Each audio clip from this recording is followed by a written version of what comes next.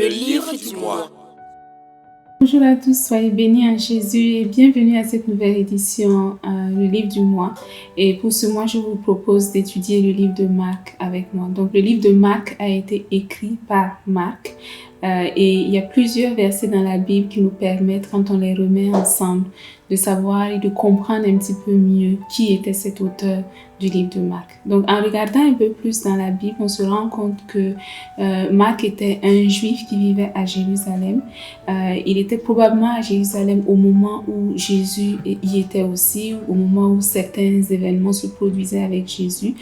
On présente par exemple que sa maman vivait à Jérusalem, était active avec les apôtres dans plusieurs choses. Il y avait une réunion de prière qui se tenait chez elle avec Pierre et d'autres apôtres notamment. On voit aussi que Marc a fait partie des voyages missionnaires au départ, Paul et Barnabas, mais suite à un incident, parce que Marc les a abandonnés au milieu d'une situation difficile, on voit que Barnabas et Paul ont dû se séparer justement à cause de ce même Marc.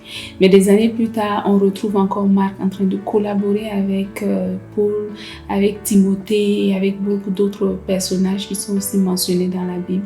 Et finalement, beaucoup d'années plus tard, l'apôtre Pierre nous parle d'une certaine personne qui s'appelle aussi Marc, avec qui il était en collaboration. Donc on se dit que c'est possiblement le même Marc qui avait aussi collaboré avec Paul et avec d'autres personnes. Je dois aussi préciser que Marc, c'était son prénom latin. Il s'appelait aussi Jean. Jean était la version hébreu de son nom. Donc dans la Bible, vous allez voir les deux mentions, Jean ou Marc, et généralement Marc qui est utilisé pour parler de lui. Donc, comment est structuré le livre de Marc? Donc, le livre de Marc s'adresse à des enfants de Dieu qui ne sont pas forcément des juifs. Donc, même quand on n'a pas un background, un arrière-plan non juif, on peut comprendre les récits qui sont présentés dans le livre de Marc. Donc, le livre de Marc comprend 16 chapitres et il commence tout droit à présenter comment Jésus est le Fils de Dieu et en même temps comment Jésus sera le Fils de l'homme pleinement. Il va manifester une nature humaine, il va marcher en tout point comme un homme et il va remporter une victoire dont les hommes vont pouvoir profiter dans les temps à venir. Donc, le livre de Marc ne présente pas, par exemple, les récits de l'enfance de Jésus, mais par contre se concentre directement sur la puissance de Jésus. Donc, on raconte beaucoup de miracles que Jésus a réalisés, beaucoup d'œuvres prodigieuses qu'il a accomplies, une manifestation extraordinaire de son autorité. Voici les éléments qui ressortent très nettement du livre de Marc. Je dois aussi mentionner que le livre de Marc présente des récits vraiment très très courts. Donc il ne détaille pas énormément toutes les histoires, mais elles sont là. Donc presque tous les éléments qui sont aussi présents dans les évangiles, dans les autres évangiles, on les retrouve dans le livre de Marc en même temps. Donc beaucoup d'histoires de ces miracles, de ce qui s'est passé à sa mort, etc. Donc en termes de contenu, la structure du livre de Marc ressemble pas mal à la structure du livre de Matthieu ou même de celle de Luc. Donc on va trouver à l'intérieur, comme je l'ai dit, pendant les 8 premiers chapitres, les récits de la puissance de Jésus, accomplissant des miracles, faisant des choses très prodigieuses.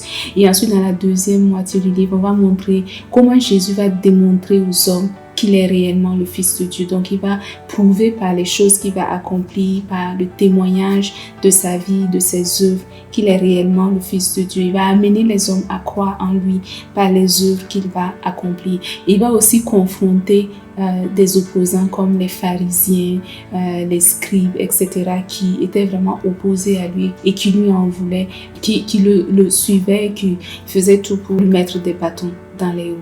Même si beaucoup d'histoires qui sont présentées dans le livre de Marc sont aussi présentes dans les autres évangiles, notamment Matthieu et Luc, il y a certains récits que seulement Marc est le seul à relater, notamment l'histoire de ce jeune homme qui, pour une raison ou une autre, s'était retrouvé dans des champs. C'était courant à cette époque-là de rester dans les champs pour garder des animaux peut-être, ou pour faire une récolte un peu plus tardive, etc. Donc, la Bible présente que lorsque les gardes, toutes les personnes qui les accompagnaient ont essayé et ont arrêté Jésus, les apôtres qui étaient avec lui se sont enfuis. Et on nous présente ensuite un jeune homme qui a suivi l'épisode et qu'on a probablement confondu pour un apôtre ou un disciple. Et à cause de cela, il a cru nécessaire de s'enfuir enfui pour sauver sa peau. Et la Bible précise, et c'est le livre de Marc seul qui relate cette histoire, que ce jeune homme s'est enfui tout nu, laissant son drap derrière lui. Donc, ça montre que la situation était vraiment sérieuse. Donc, vous trouverez ce genre d'histoire drôle aussi dans le livre de Marc. Et certains pensent qu'en réalité, cette personne, bien que le nom ne soit pas mentionné, pourrait être Marc lui-même. Raison pour laquelle il a pu relater l'histoire, parce que lui était vraiment la personne qui pourrait être concernée par ça. Mais dans tous les cas, c'est un livre qui est très intéressant, qui nous donne beaucoup d'éléments qui vont compléter les lectures que vous aurez faites des autres évangiles. Vous allez avoir des éléments qui vont se rajouter et vous allez avoir ces histoires uniques que seul Marc a eu le pouvoir de relater. Donc, si vous vous demandez par exemple, est-ce que Jésus était réellement puissant? Quand vous allez lire le livre de Marc, vous aurez cette conviction, vous aurez cette assurance que Jésus est vraiment puissant, qu'il est capable de faire des choses excellentes et qu'il est disposé à le faire parce qu'il nous aime.